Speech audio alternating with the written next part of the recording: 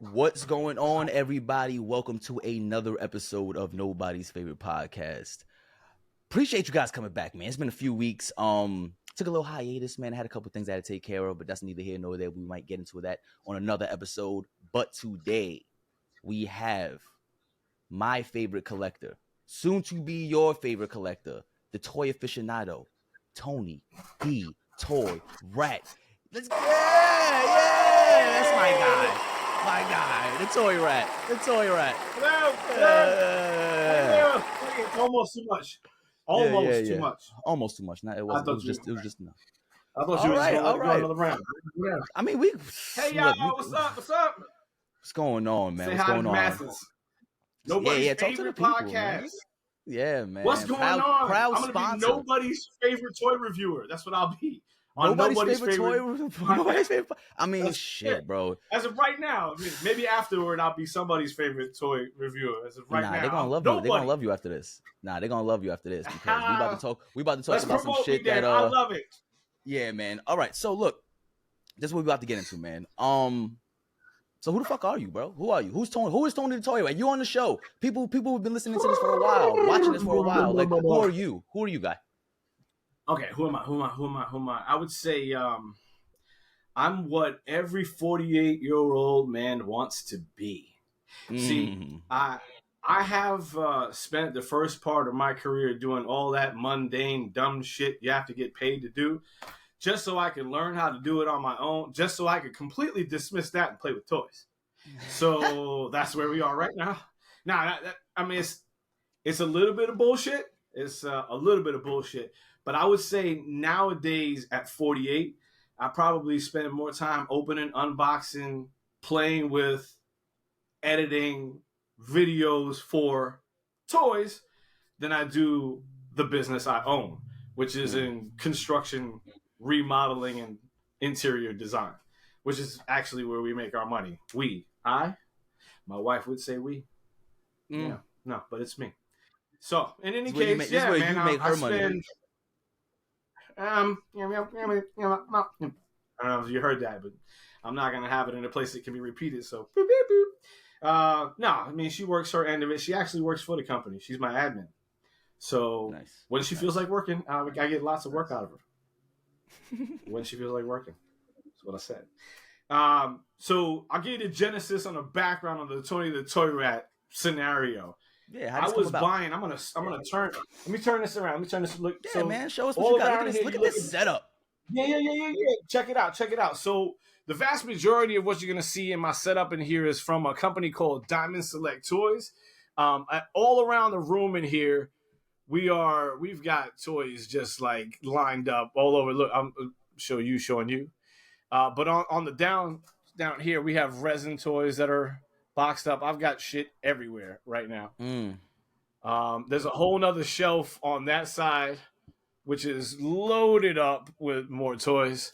And then finally, I got the Batman section back here. Look at the walls. The walls is crazy.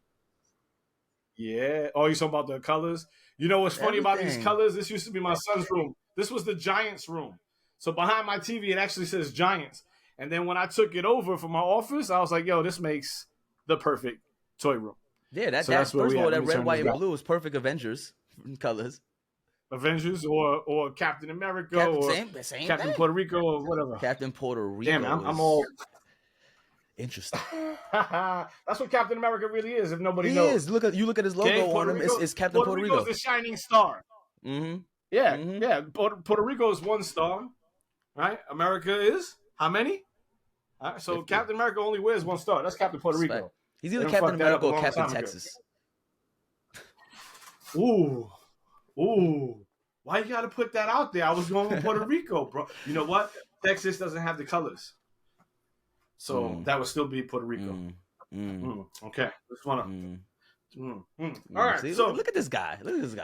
All these toys... Oh, man. This hat is hot as fuck. So you're going to have to excuse me. It's Gonzo, though. You like that? Nice. This is actually a Diamond Select toy, too. I opened up an entire Muppet Show package.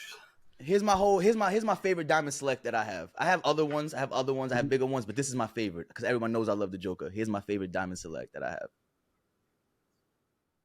That is fuzzy as fuck and can't say it right now, but I'm sure it's cute. Man. Well, you will see it when you watch this back. Fuzzy. You'll see it when you watch it back. And it won't be fuzzy. Yeah, it'll be beautiful. Look at it now. Yeah, that's dope. I wanted more of the DC line shit from them, from the Diamond Select teams, but they managed to lose the license to McFarlane Toys, which we'll talk about in a minute. Okay. Because I feel like those motherfuckers ain't doing shit but a cash grab, bro. They're at like 18,000 different fucking Batmans, and come on, you need 3, and then you're done. How many fucking Batman can you have? Shit, that's like Funko. I got about 30 Funkos. I got 30 Funkos on my wall of different Batmans. Yeah, okay.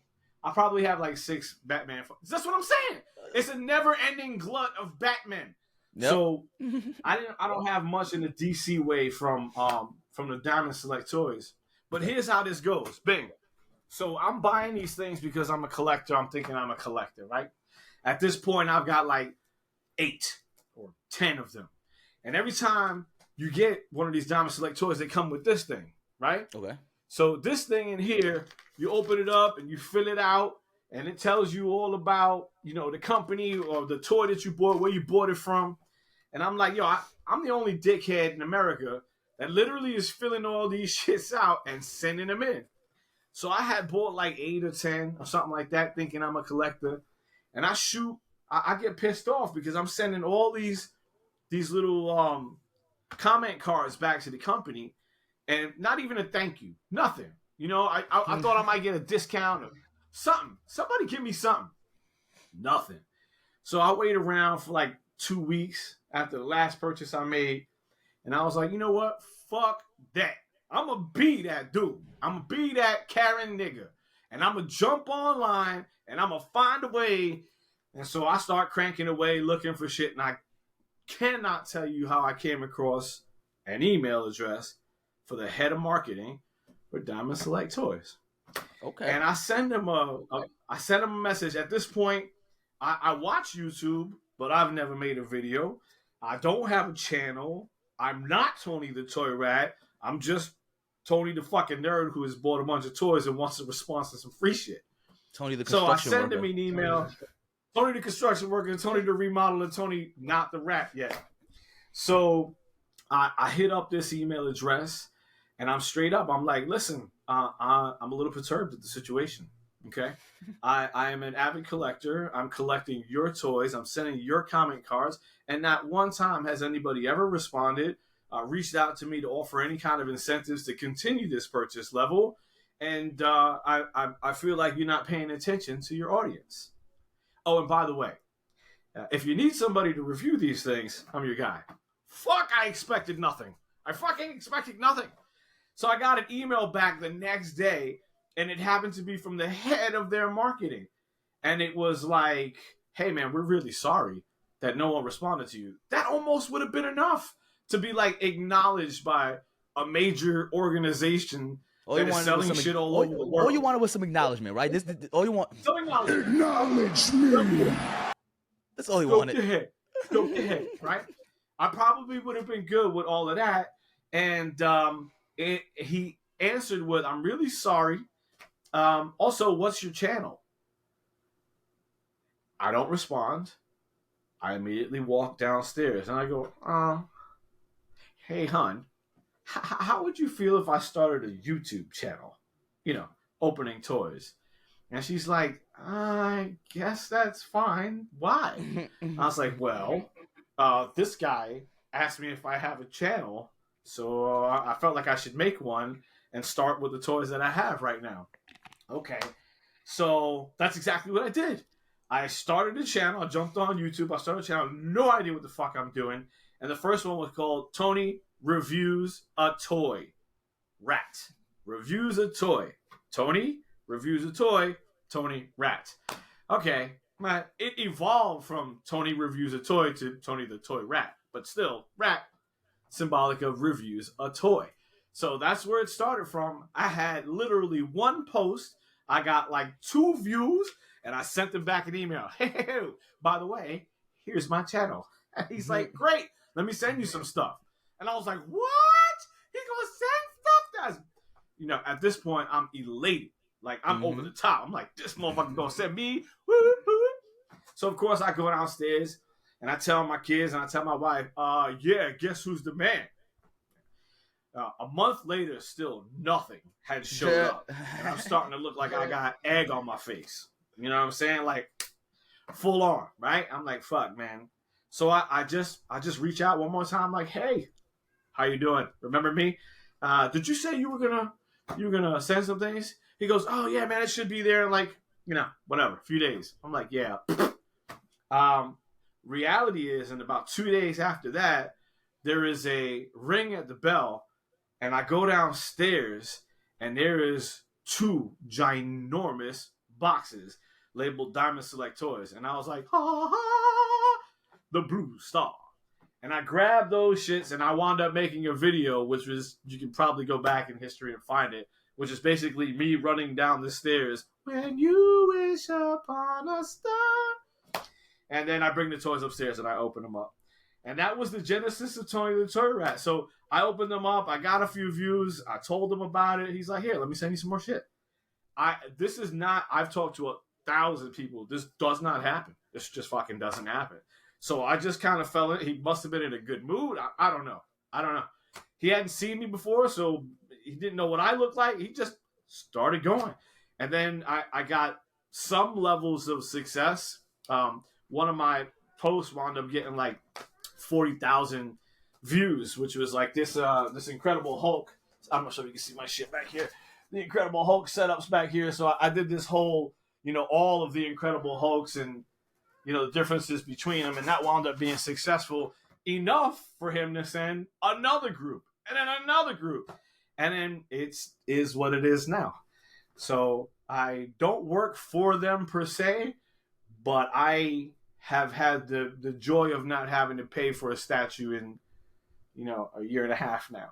So I continue to amass new things, and I get to sit in here and play with them. So basically, I do my first part of the day from 6:30 to about 6 o'clock at night, get my first 12 hours of work in. And then I'll open up toys, and I'll review toys, and I'll edit to like 9 or 10 o'clock at night. And then I'll post to like 11. So I post on all of the social media sites. And then I'll watch a show with the wife, and then I'll go to sleep. So the day starts like that. And then on the weekends, I probably stay up to like 2 or 3 o'clock in the morning doing the same shit.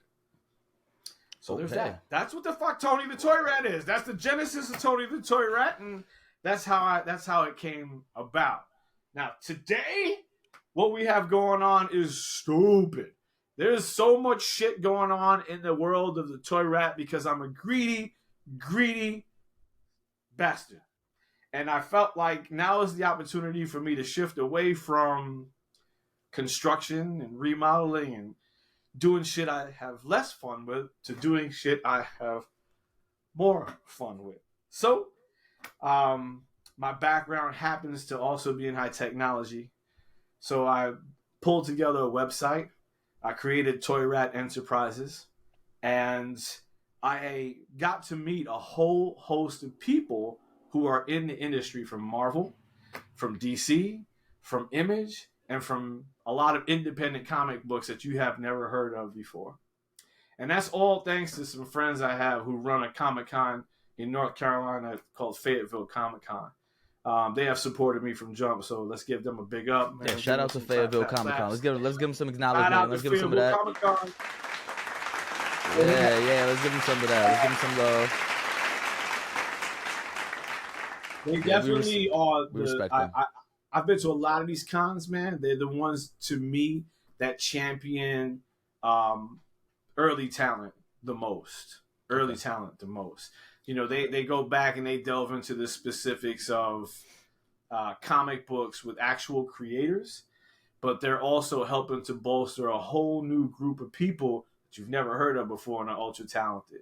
So they're outside of the scheme of Marvel, DC, Image, Dark Horse, all those places, Valiant. So I decided, after knowing enough of those artists and watching them suffer, here's some shit people don't know about artists, bro. Those motherfuckers are suffering even when they're famous. Okay? The guy who does the Red Hulk, Jason Keith, I think he's an excellent colorist, but he also hits like 50 different cons a year. Now, I started asking the guys, man, is this are you trying to make, extra dough, or is this like a part of your salary? You know what I'm saying? In conjunction with what you got paid for whatever you did. The vast majority of them need those Comic Cons. They actually need people to come in and see them and buy prints from them and take a look at the new work they're doing, or they will be shit out of luck. And even if they do the Comic Con, sometimes they don't know people. They walk right by you. The people walk right by you. They don't give you the amount of time it takes for you to introduce your world to them. So you really have to want to walk by someone you've never heard of before, take a look at some shit you might think is suspect, and then sit there and thumb through it. Sometimes people don't want you just thumbing through this, so you got to buy it. Yeah. And that creates a problem for the artist. You know what I'm saying? Okay. So I came up with an idea.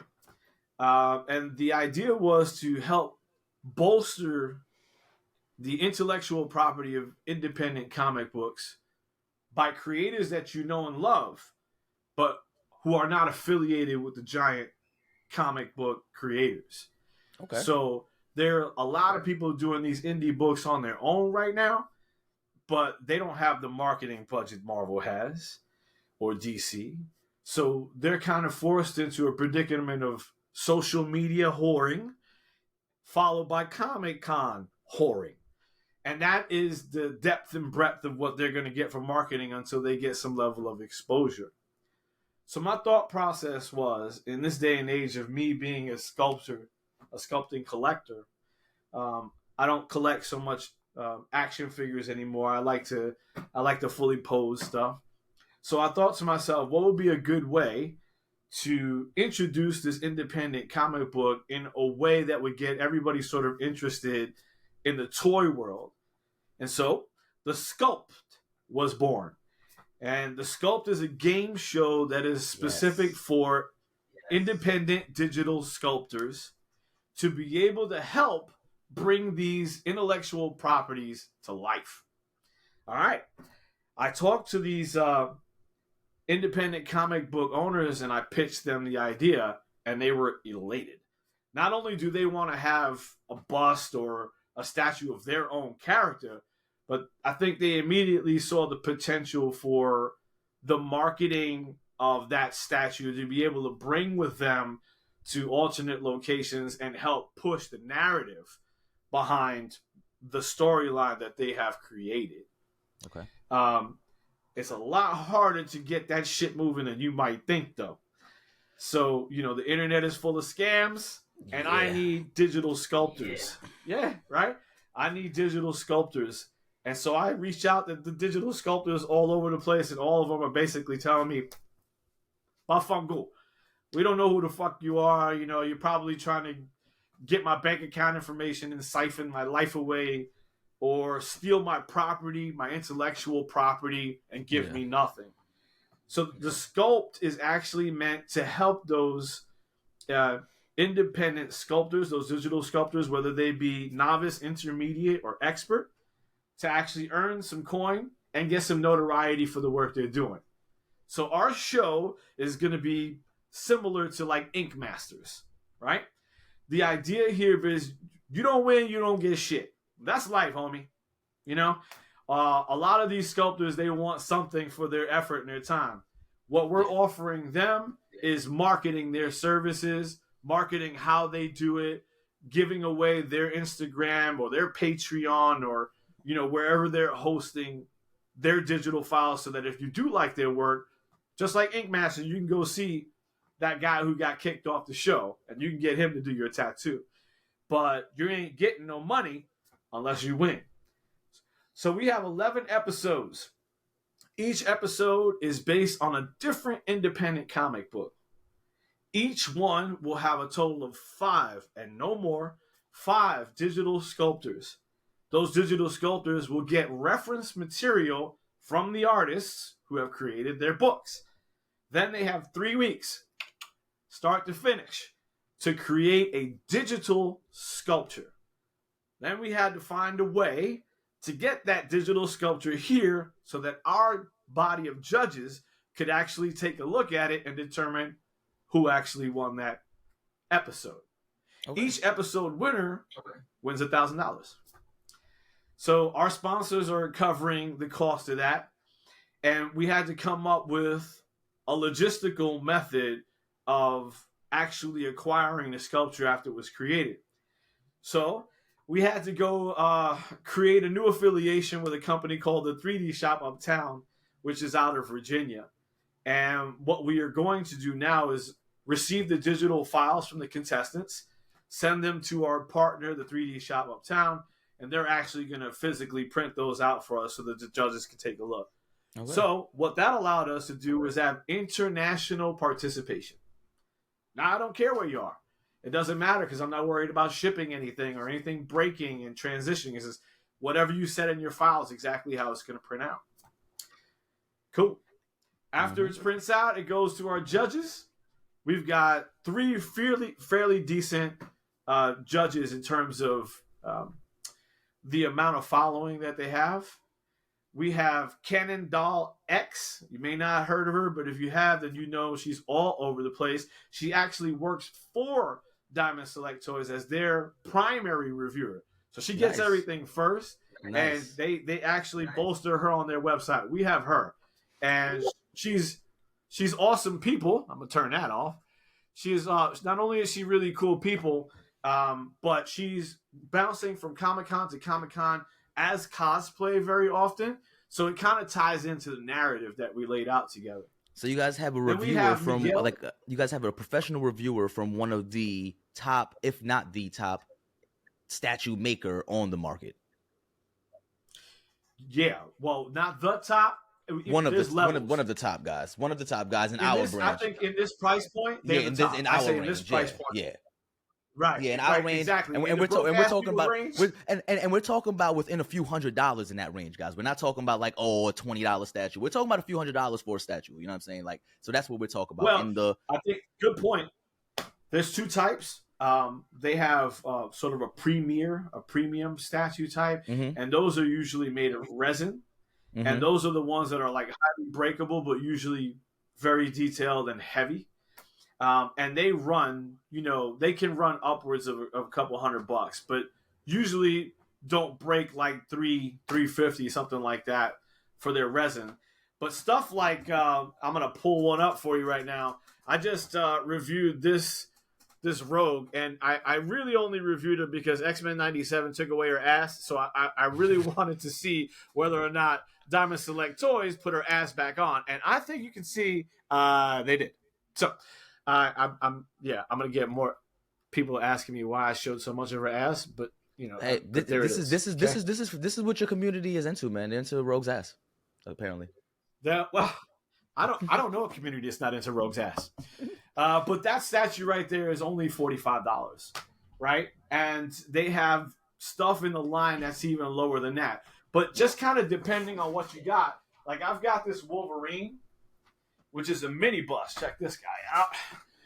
This guy right here is one of the coolest damn mini statues that I have, but it's a mini bust. But this little guy, I'm doing that with my hands. You can see the scale here. That would be 150. So if you look at the scale differences, okay? Yeah. That's a mini bust. You get this whole one at 45, but this is a light PVC. And this is a resin bust of Wolverine, and it would be closer to 150. So therein lies the cost differential for those. Yeah. That's pretty dope. I don't.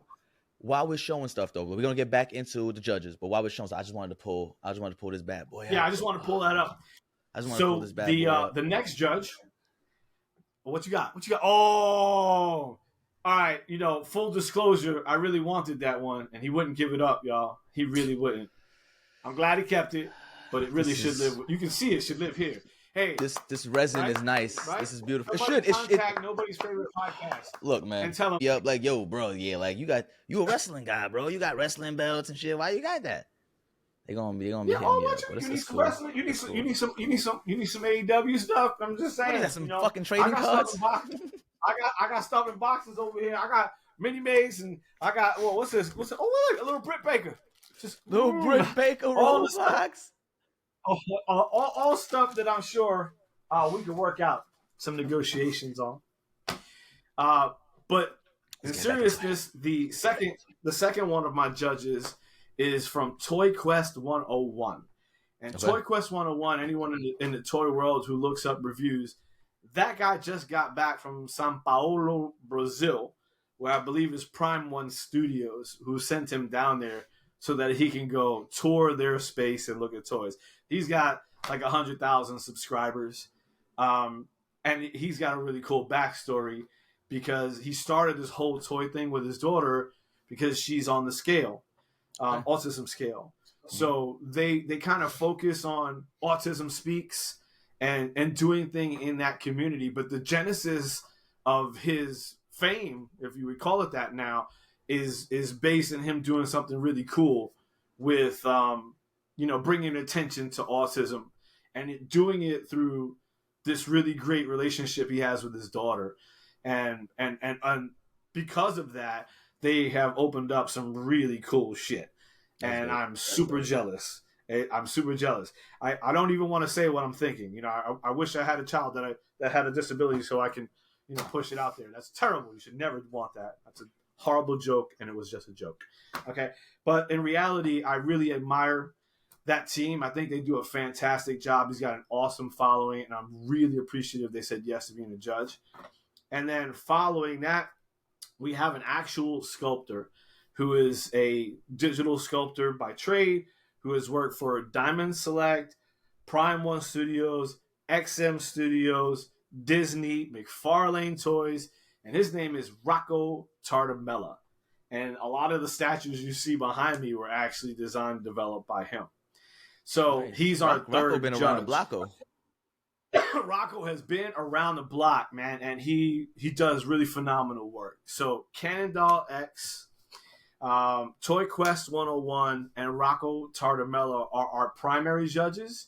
And then the fourth judge is always going to be the content creator. So whoever made the comic book or whatever it is that we're describing, that we're trying to pull into life, they're an actual fourth judge. With room still for a fifth. So, we're talking to some really high-level digital sculptors right now for helping us out for episode to episode and actually being one of those judges for us. So I have a question. The sculptings, right, that the people are making, the sculptures that the people are making, are these panels that are actually in the comic strips, like in the comic book, or do they have to recreate that, or are they making their own scene based on the characters? It's a great question. It's an excellent question. So, because the sculptors have asked that very same question. What we have done to this point is, and this is typical, mind you, for anyone creating a sculpt, they need reference material and criteria. Reference material and criteria. So we're allowing the owners of the IP to set the criteria. Okay. What we're doing first is we've got another partner in crime, and they are called the Brothers Boyd. And they are two brothers who basically I have tasked with doing the initial interview with the comic book creator. So they will go over in great detail what's in that comic book, the characters that are in that comic book, what the owner of the IP would like to see, and that goes along with the reference material that we hand over to the sculptors. Now, at this juncture, the one that we're working on for episode 1, we're a little in the rear, but we're working on for episode 1 right now is called Flawed. And that is by comic creator Chuck Brown, who is an Eisner Award winner who just came off of Disney's Scar. So if you want to check out any of Chuck's work, he's all over Image. Nice. Of course, he's got his own book, which is called Flawed. But yeah, I mean, when you get an Eisner Award winner wanting to participate in something like that, it brings your blood up pretty quick. And the question that I got to answer yours from most of these creators was, do we need to stick to any particular outline? So here's your character. Do what you want. Nice. Keeping in mind that the owner is going to choose the ultimate choice is going to be on the sculpt that he deems the best for the character. Nice, so nice, they nice. have asked questions like, can we go with an anime style? Can we do a cartoonish style? And my answer is, you should do what you think is going to win. You should do what you think is going to win. In the end, that's going to be up to the judges. And I'm the host. I don't get to be the judge, unfortunately. I don't feel like I'm there yet. I'm going to let these people with the larger resumes I feel like make that's the call on whether I feel like or that's not. dangerous. If you want to do the if you take in the comic and you're like, you know what, I'm gonna do it in the anime style, you better hope these judges like anime, because if they don't, you kind of back yourself into a corner with that one. You better do your damn thing. You better make them like anime. You know what I'm saying?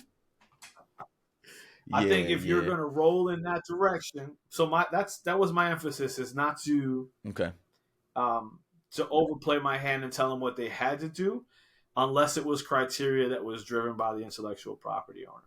Makes sense. So they're going to get to pick what that is. They can pick your background. My advice to you is I'd use the reference material as much as possible.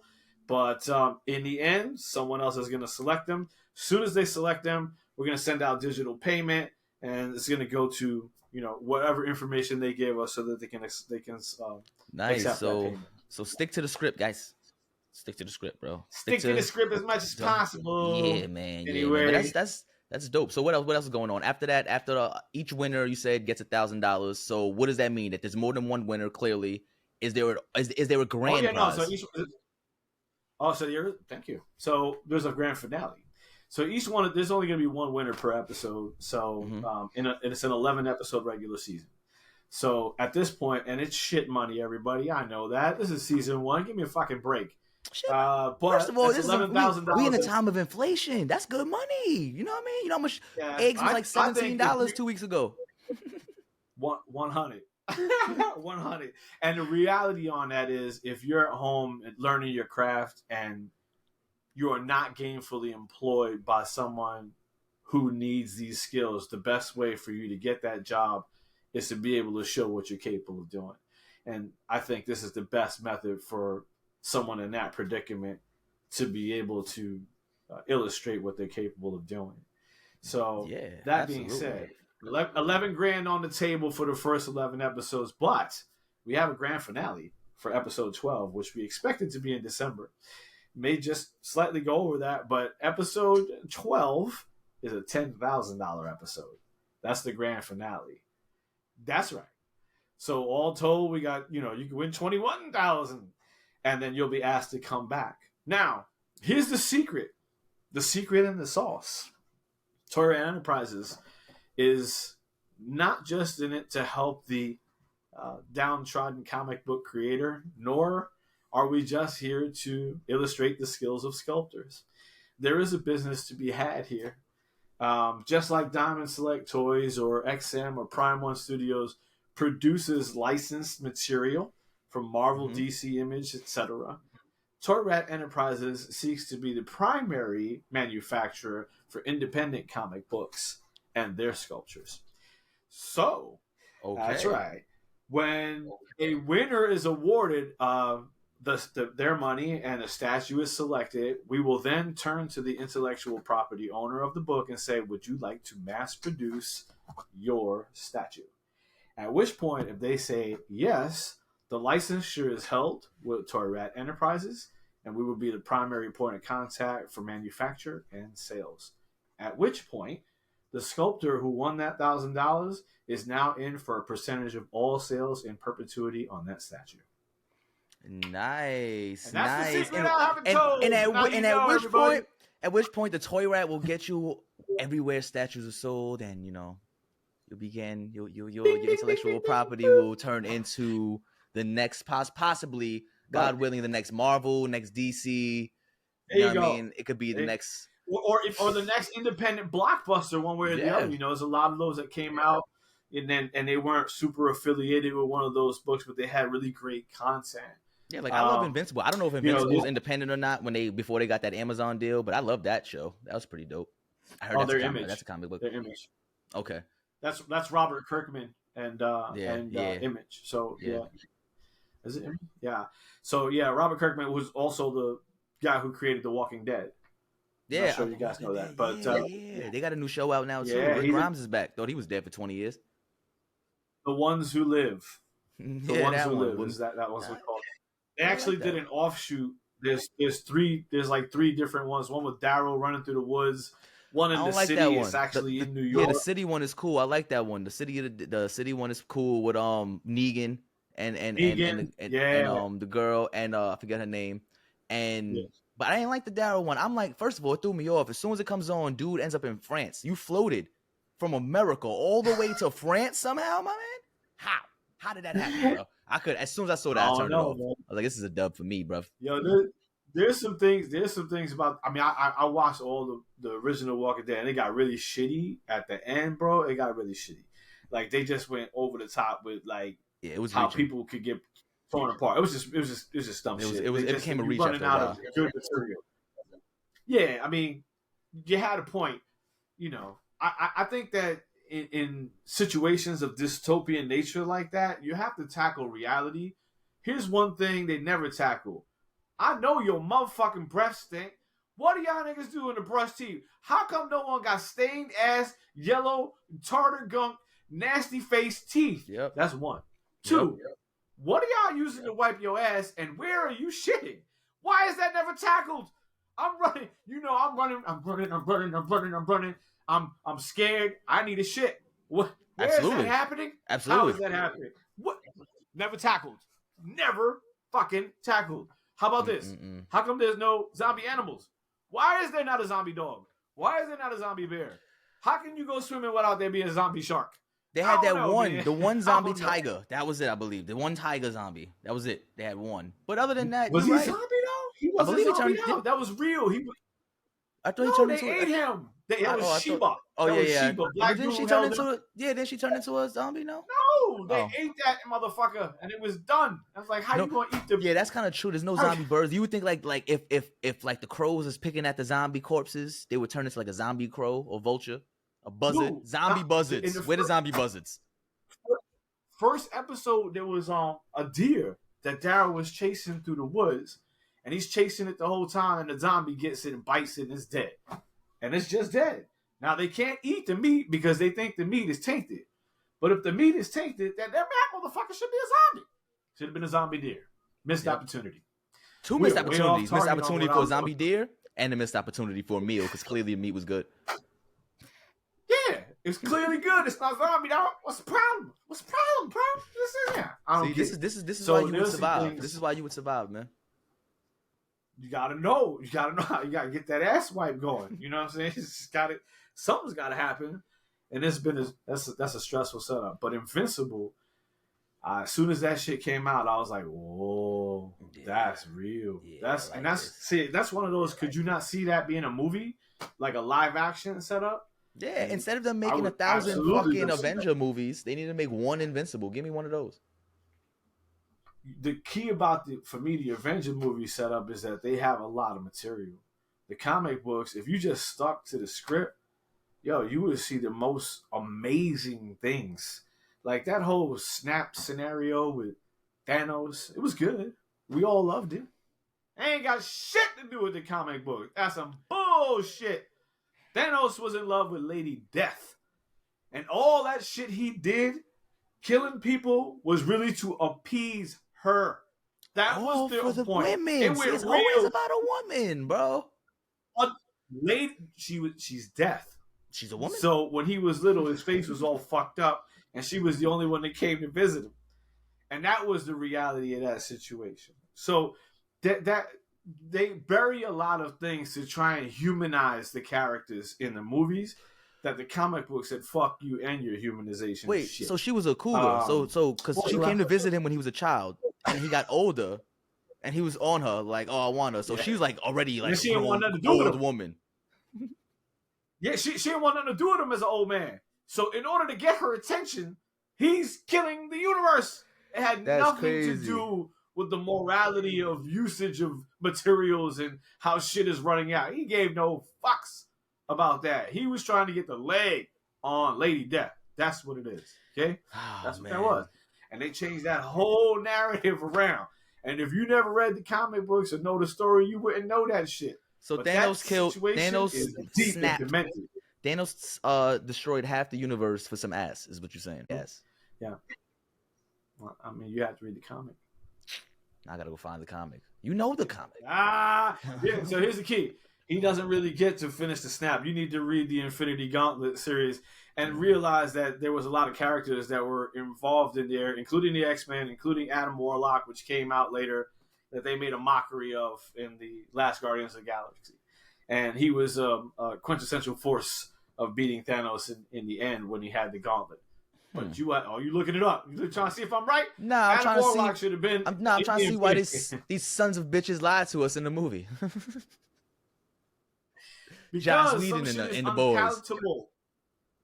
Yeah, because some shit is unpalatable. Nah, bro, they don't think that you guys even get it. You ever seen Saw and all that other shit? What the fuck? Yeah, there's a lot worse stuff than telling us that Thanos killed for some ass. Homie, you got to remember who owns Marvel now. Disney. They be showing us worse than that. Showing us worse shit than that. The mouse, yeah, but the mouse brand keeps shit at bay. So they change a lot for the narratives. That's not exactly comic books, which is also why I like focusing on some of this independent stuff. Like, have you seen Berserker? You saw Berserker? You seen this before? That's Keanu Reeves, by the way. I'm not sure you can see that. Nice. This is a book I picked up recently. Yeah, Keanu Reeves owns this book, and this is an embodiment of Keanu Reeves. Berserker is off the chain, fire, good. You really need to check out Berserker if you haven't had that one yet. Nice. I'm gonna pull up. Man, I should have really had some stuff ready here. You're about to learn some. Y'all about to put on some gems over here. Fucking Thundercats. That shit is nice. This is holographic. Yeah, I paid extra for that damn thing, but all the new Thundercats are coming out right now. That's actually by Rob Liefeld. Rob Liefeld hadn't drawn anything forever. If you know anything about him, he's the guy who created Deadpool. Oh. So the X-Force and Deadpool were created by Rob Liefeld, and now he drew this cover for Thundercats. Does he have anything to do with the adaptations of Deadpool now? I think that the last I saw is like they might go to him for like little small stuff, but he doesn't really have any authority there. Yeah, he doesn't own the character. He's owned by Marvel. Yeah, and that's a big thing against independent comic books versus Marvel and DC. So if I work for Marvel and I create Deadpool, which is now a massive character, I ain't getting shit but my paycheck, homie. Yeah. And when I leave, Deadpool stays there. And if you try and fuck around, the mouse will have your ass in a trap quick. Yeah. So don't fuck around. You can't. The mouse will take your house. So Marvel and DC. Yes. The mouse will take your house. I love that. Oh, the mouse will take your house. That's real talk. And it is true. That's real. So you can't really mess around when you get the benefit of knowing that the character you created is like gonna live forever in one of these massive organizations, because they'll cross-utilize them and do all kinds of shit in the storyline. But then you got to look back at it and go, God damn, I could have created my own comic book and had this character and benefited from it in X, Y, Z ways. So ultimately, I think that's why you see a lot of comic book circuit. Is one, I want to own my intellectual property. Two, if you want to be seen by those big guys, you got to put out some work first. Yeah, I can imagine it is difficult going against the House of Mouse machine and trying to get your images and your designs and your graphic novels and comics and statues out against theirs. Yeah, I can see them just shutting it down. No, Target, don't put nothing in your stores. Don't let them in your stores. Walmart, don't let them in your stores. How you gonna get anything out? You want my stuff or you want theirs? Yep. Exactly. Hello, welcome to the Sculpt. Hello, Toy Ride Enterprises. And that's where you come in, boy. That's it. We're an outlet for people just like that who are going to struggle against the machine to get their properties and their designs out there and not squashed by a major organization. Now, look, let's be real. I'm such a small pipsqueak startup organization. I fully expect that when this is expanded and we're grabbing market share, someone's going to come around and try and stick a sharp pencil in my ear. But if I got to that point, I've done my job. That means I have marketed effectively, I have sold enough stuff, and I have proven the model. And that model is to focus on the independent comic book creators and the independent sculptors to allow them both to shine, Yeah. and as a result, create an organization surrounding them. Nice. That's nice, what it is. Nice. So that's the Sculpt. Nice. For the first hour of this communication, that's the Sculpt. Nice. I mean, that's You know dope, what I'm man. saying? I like that you first.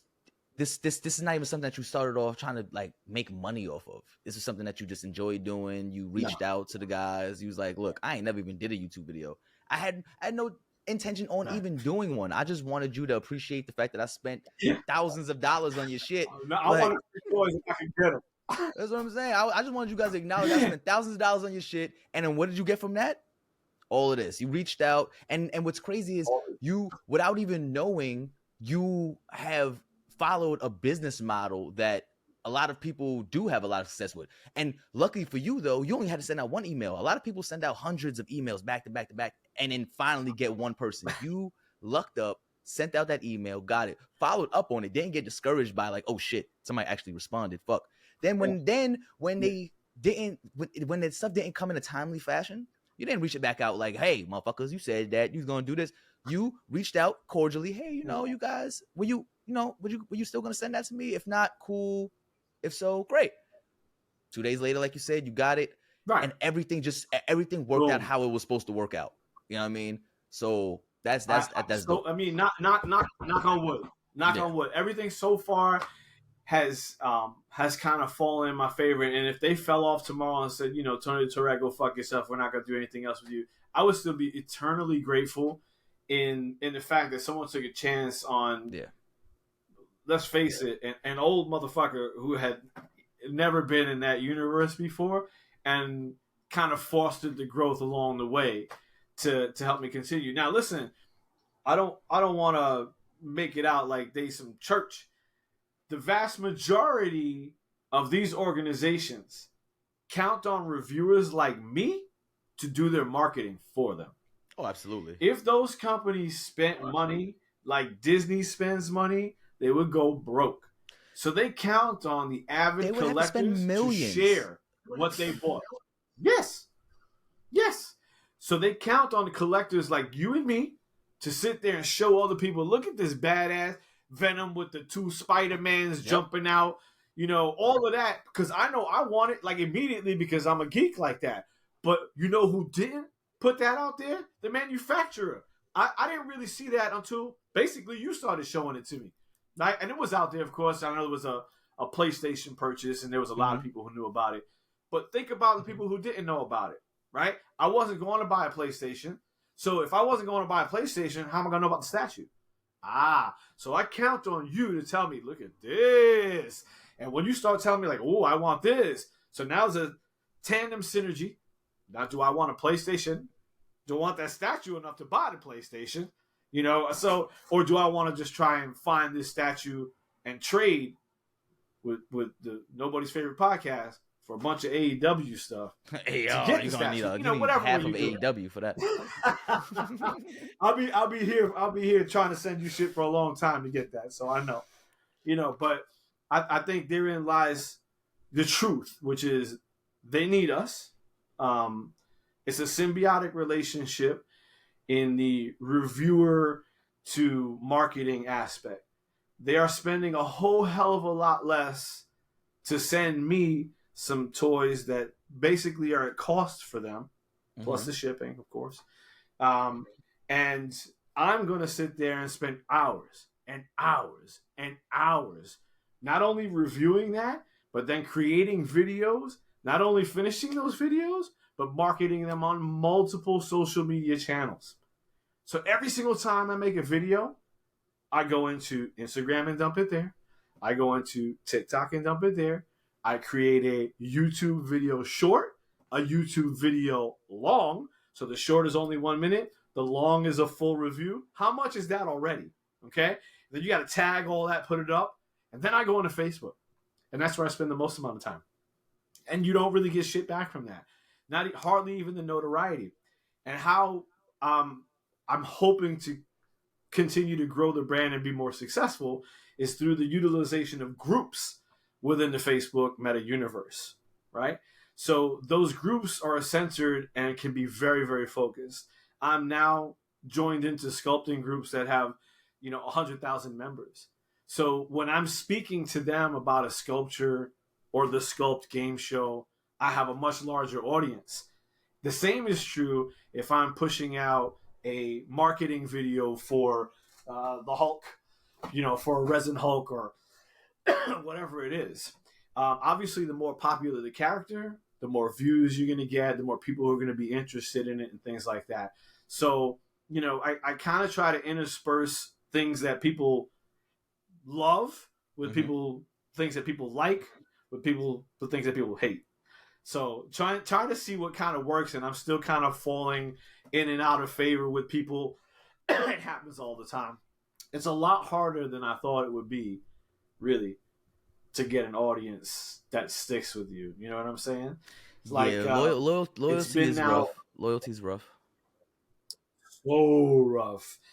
And Instagram is, I could take it or leave it if I'm being honest with you. I really don't give a shit one way or the other about Instagram. It's just I know people want to scroll through pictures and doom scroll, so I'm like, okay, sure, fine.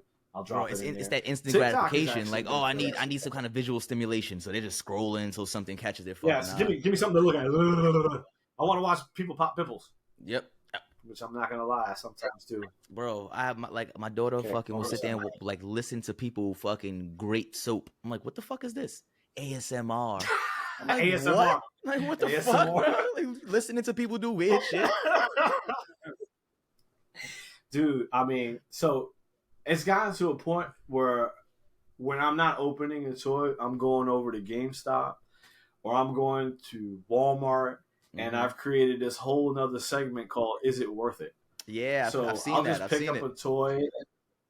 Dude, you should see the people in GameStop stare at you, because at first I was like scared, and I would pick up my phone and I hit the record button and I go, "Hey, is it worth it?" Now I look at the guy behind the counter and I go, "Yo, I'm getting ready to record.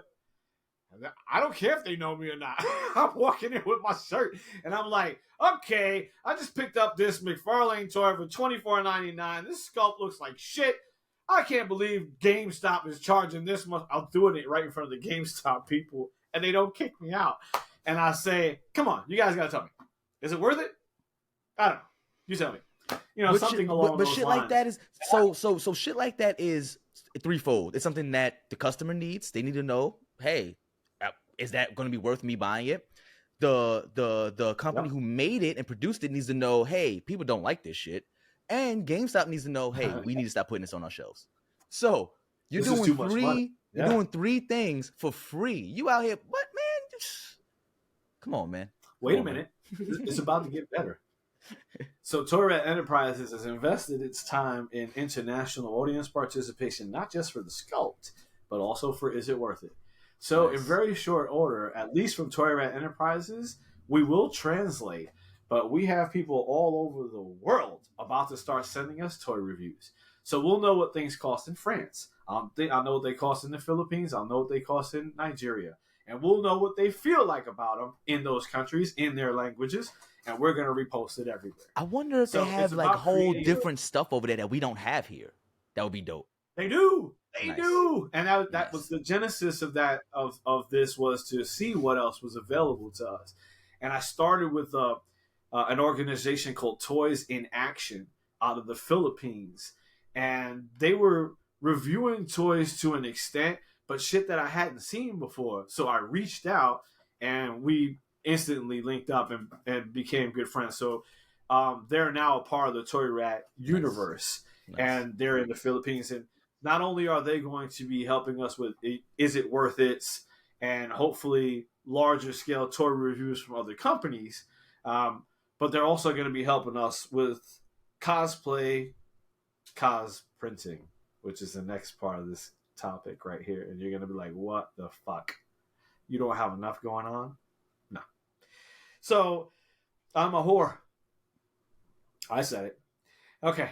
I look at these Comic-Cons that we attend, and at first I was in awe of how much time people spend putting together costumes, what they will wear, because let me tell you, people will wear some crazy shit, and how much time it's taking them to pull things together.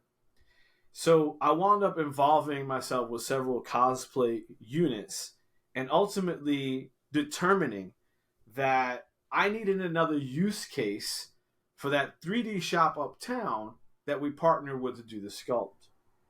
So we're bringing them in and we're going to shoot an entire episode around 3D printing and the sculpt at one time. Nice. But while they're at the con, we had to come up with a multiple use case for them to be able to do things while they were there that earned revenue, because they don't want to just be there doing just a sculpt, which I'm going to pay for out of pocket, but we'll talk about that another time. So we came up with the idea of replacement parts for nostalgic toys. So if you had something growing up that you loved playing with and the shit broke and you can't find the replacement piece for it, or the replacement piece you can find costs several $100s because people know they're the only one that have it, we are now going to be able to scan that toy and print it out for you. Wait a minute. So hold on a second. Hold on. I gotta hold on. I gotta get up for a second. I gotta get up. Hold on. Go get it. I gotta ask. I know that was a bit of stroke of genius there, wasn't it? Woo! And that wasn't even where I need some production here. Somebody that could produce it here to get my shit for me. But look, so you're telling me that I can get my missing lightsaber for this Darth Vader printed for me. That I've been. He looks ridiculous. He's just standing here with his fucking hands open all the goddamn time, holding fucking nothing on my shelf, just standing there looking stupid. Nice. I need that. Absolutely. Absolutely. Need it. And not only do I want to do it, not only do I want to be able to do it, I want to be able to do it on demand. So there are certain things we'll be able to 3D print, let's say, while you're at the Comic-Con. And what the ones that I attend, especially the one at Fayetteville, is focused on customer experience. So that's one of those things that you would come to a Comic-Con and not expect to be there, but be like elated at the fact that it was. So is that going to be like an a la carte service? Like when people, it's made to order, like you don't just have a stockpile. You have to wait. You will make it, but it's going to take a couple weeks for you to get it, just so being realistic. Could, or it could be that we print it right there for you on site. Just kind of depends on size, if you're at the con, because if it becomes a big business, you know what I'm saying, and people ordering offline, obviously it's going to take a little bit for shipping and so on and so forth. So that's the plan. You just nailed it. So that's the plan. There are lots of things that people will want that would be incapable of being done in that time frame, especially if you're trying to do sort of grander production items, right? There's only so much work surface and that you can, and time in a day for things to print, because these things can come out slowly.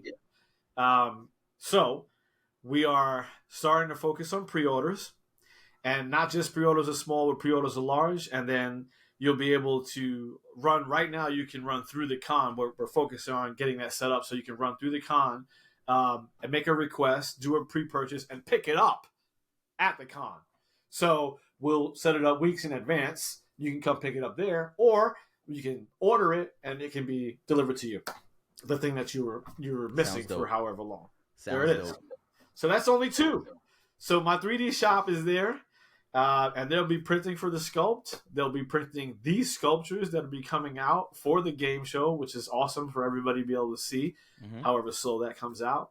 There is the scanning of replacement parts for broken toys, nostalgia, or otherwise.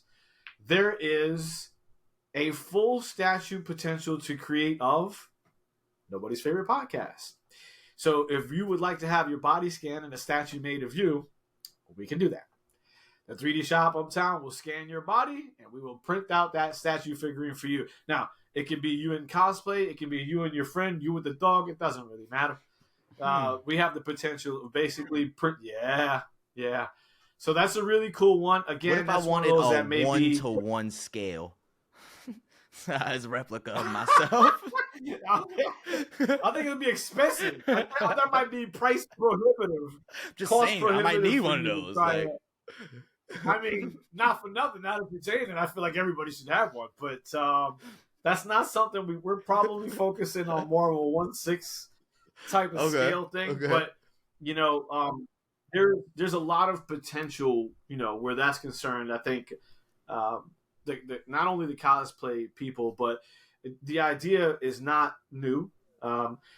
There's a man named Billy Tucci. He's an artist, fantastic artist. Billy Tucci is the creator of She. If you guys have never seen She before, she's a badass female warrior. I'll leave it at that. Look up She by Billy Tucci. But anyway, Billy Tucci, who I was fortunate enough to meet at one of these cons, super cool guy. He actually had a statue of himself sitting behind. And I was like, yo, what is that? And I picked it up. He goes, oh, it's me. And I'm sitting here. I'm like, why do I not have a me to walk around with?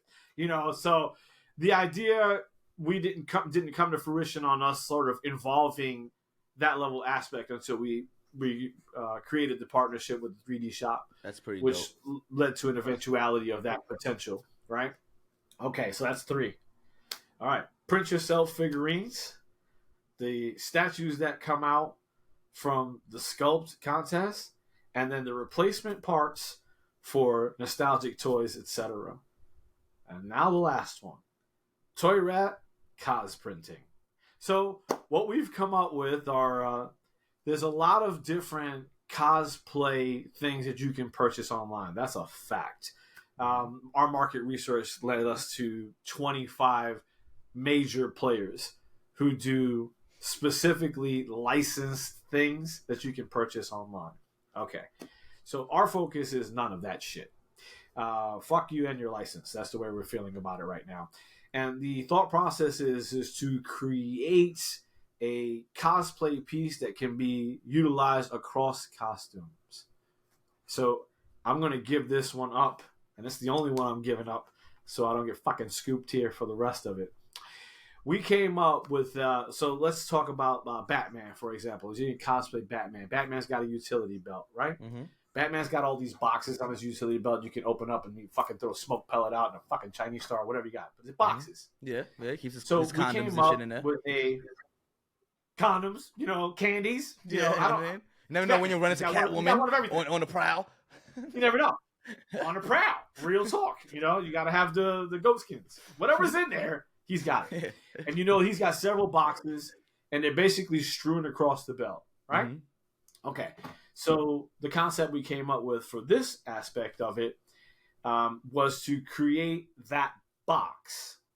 Why I say that box? Because you don't need to have more than one, but you can buy as many boxes as you want. Mm-hmm. And it has a loop. So you can stick any belt through it. Any belt you want at all, you can put that box through. But wait, there's more. If you wanted to use that for, instead of Batman, say the Punisher, or fucking Daredevil and be red, or so many costumes utilize some sort of form or function in that way. Absolutely. We have created a small circular magnetic insignia that you can switch out on the boxes. So they're partner products, obviously. If you want to play Batman, you have your box here. Here's your Batman magnet. It sticks directly onto the box, and you can put them all around. You got bat signals. You want to be Punisher? Punisher all the way around. You want to be... Nice. Name your thing. That's dope. So the idea is the cross-utilization for a multitude of different costumes. In that way, we're not specifically licensing that material. Obviously, if you did logos for Batman and things like that, you'd have to compensate them appropriately and be licensed in that way. But the idea and the thought process remains the same, to be able to create three-dimensionally printed objects that can be cross-utilized. And now, that is the 4th item that they're going to be taking care of us at the 3D shop. Nice. And they will be sold predominantly on Toy Rad Enterprises and the toyrad.com. And also at the Comic-Cons. So that's a lot of shit you got going on, bro. That's a lot of shit you got going on. That's not all of it. So... It's a lot. I wish that was on. Question I have for you is, I guess, tier-wise, quality-wise, right? When I want one of these cosplay copy costume things, or I want one of these toy replica toy parts. What is there a tier of quality? Like, say I have the toy that I have, need a replacement part for is like a toy that I paid like over $100 for, as opposed to something that my mom got at the 99-cent store. So is there a way that somebody's gonna be able to choose the type of quality they want for this replacement part or this costume part? Because my costume might be like super fucking intricate and detailed and really professional, and I might be going as Gambit. I got a fucking $300 leather trench on. I got the shit popped up. You know what I mean? So I need some good shit. So is it gonna be like tiered? Maybe be able to be, you know what I mean? Like, how's it gonna work? Yeah, no, I think it's a great question. On the toy level, tackling that part first. On the toy level side of things, I think what you said resonates in that the cost of an item that you paid for it was $100, and you would not hesitate to make sure you had everything you needed for that. So you probably want the best possible thing to come out. So there are multitudes of different 3-dimensional printing material that can be used, right? So there's resin, there's FRM, EDM, there's a whole host of different materials. Yeah. So yeah, and it really does depend on two things: the material and the printer. So when we went to the 3D shop, they were able to show us a multitude of different printers and what their capabilities were. Some of them print upside down and they come up this way. They all come up bottom to top. Yeah. But some of them will print top to bottom and upside down and pull out that way. Some of them will print in color, and it will change color throughout. Here is a perfect example. This was a 3D print I picked up from the 3D shop right before Valentine's Day.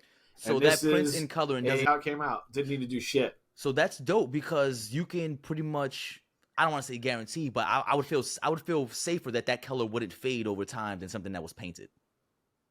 Yeah, no, this is never gonna fade over time. Yeah. Now, with regard to like qualities, like you can see when I spun that little guy around, there were some little lines and things like that. So sometimes it will require that the teams who are doing have to go and do a little sanding, just to make sure they knock off little lines and things like that. But this was actually a major seller for them for the Valentine's holiday. They had this guy, and then they had a smaller version of it. But, it was roses and hearts on a damn Charmeleon. How are you going to go wrong with that shit? Yeah, right. And really, they were selling them sort of in an Etsy format. So I'm not sure if that answers your question, but you can see the intricacy there. Let me go back to it real quick.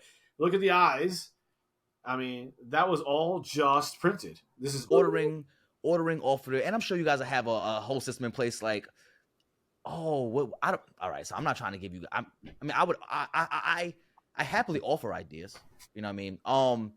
Is there a system where, like, say I just sent you guys a picture of like a UPC or a barcode, and you guys were able to bring up what that toy actually was, and then you could see from there like what part I would need, so that you could see exactly what that toy was made of, so you can print out what it's going to be that I need, instead of me just telling you like, guys, like, I need a Cyclops leg, I need a Cyclops left leg. Oh yeah. About 3 inches long. Yeah, no.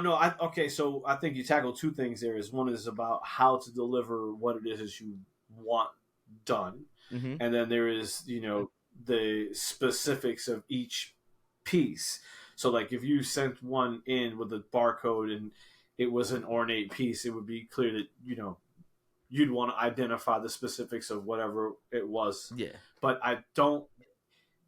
At this point right now, I'm pretty sure if you were able to generate a UPC code that would send the team to a website that had the measurements, that would be a good start. But if you wanted it to be exact, they would likely either need to have an STL file, a file that would generate what was missing, or they would likely need to scan the existing whatever that item is, so that they could match, and then repair it that way. Makes sense. Okay. So this be expectation. You wouldn't want, if this was broken here and you were missing her hand right there, even though they could probably print that little hand for you, you wouldn't want to be the one to put it on. Yeah. So there is a service level oriented aspect to that. Makes that sense.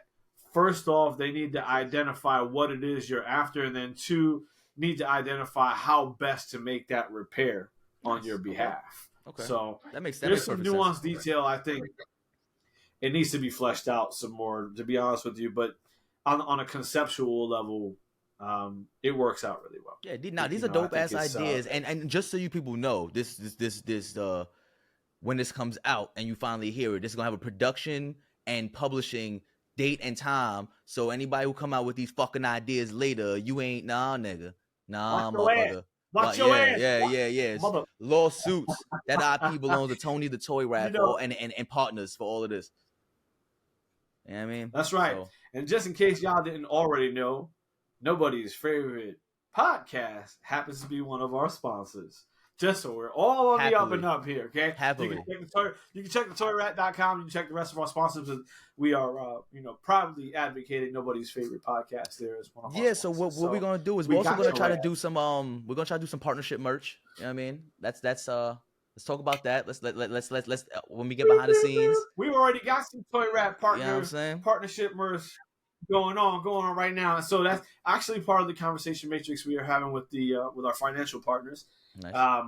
One of the things we're doing from the Toy Rat Enterprises, as if I hadn't fucking said enough already, you greedy bastards.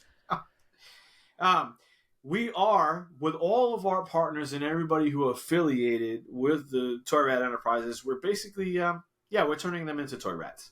So, in one way, shape, or form, and in a limited licensing capacity, in partnership with people like Nobody's Favorite Podcast, we're creating some apparel. So if you want to support Nobody's Favorite Podcast, proceeds do get to them to make sure they can continue creating this great content, okay?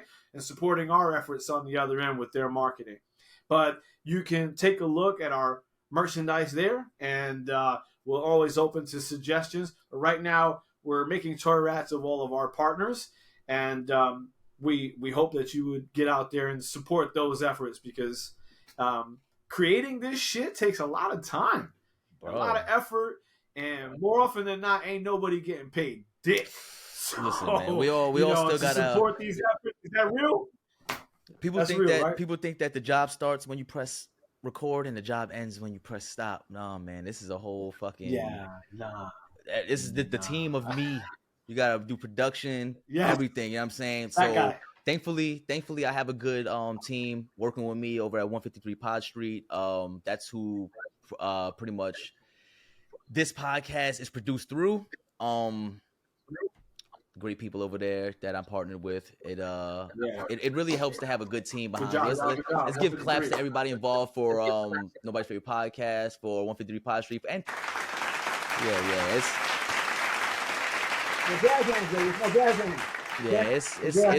it's joint team efforts everywhere around the board, man. Honestly, bro, I appreciate you coming through. I appreciate you giving us all this information, all this secret information, man.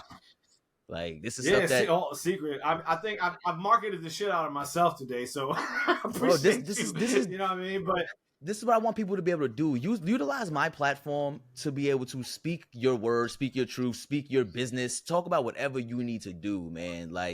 This is Nobody's Favorite Podcast, but it's also about you. So I mean, the only way it's really gonna be nobody's favorite is if they don't like you. Podcast. Yeah, exactly. That's right. We gotta keep bringing out the content about you guys that nobody wants to see, so we can continue having this Nobody's Favorite Podcast. That's right. Somebody has to do it, for God's sake. You know what I mean? Somebody has to put out all this shit that no one wants to fucking see. Exactly. So we know that it actually happened. Exactly. Ironically, that's how we stay in business over here. That's how we keep the lights on. That's how we do. Man. All right. Shameless plug time, man. Let us know all your social medias, your YouTubes. Let us know, how the people can find you, whatever, etc. At Tony the Toy Rat, wherever you social, pretty much, man. If you're Instagram, go at Tony the Toy Rat. Your YouTube is at Tony the Toy Rat. TikTok at Tony the Toy Rat. Facebook, Tony the Toy Rat.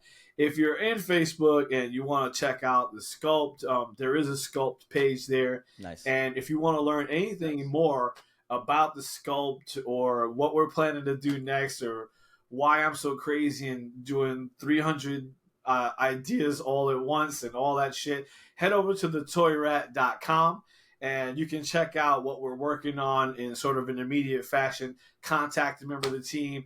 We're always open to suggestion. We're always open to new partnerships. This is a growth metric. This is an area that someone of my age right now, I'm 48 this year, and I feel like I don't have no time left. So I'm playing this game like tomorrow's not here, and that's why everything is happening now. This year is the year of now, right fucking now. Now. I'm not taking no for an answer. And so balls out there, if it works, it works. And if it doesn't, just remember I tried it. Hopefully something I said today might inspire you to do the same. Nice. And with that said, everybody, I appreciate you for tuning in. This was another episode of Nobody's Favorite Podcast here with Tony the Toy Rat. We're Toy Rats now too, man. We're all Toy Rats here. Nobody's Favorite Toy Rats. And so next, just so you guys know. I'll tell you what. First 10 people to contact you and say they saw this right now, I'll send them t-shirts. Boom. Look at that. Toy Rat shirts. Oh, you need that. You need that in wardrobe. All right, cool. All right, cool. So appreciate you again, man.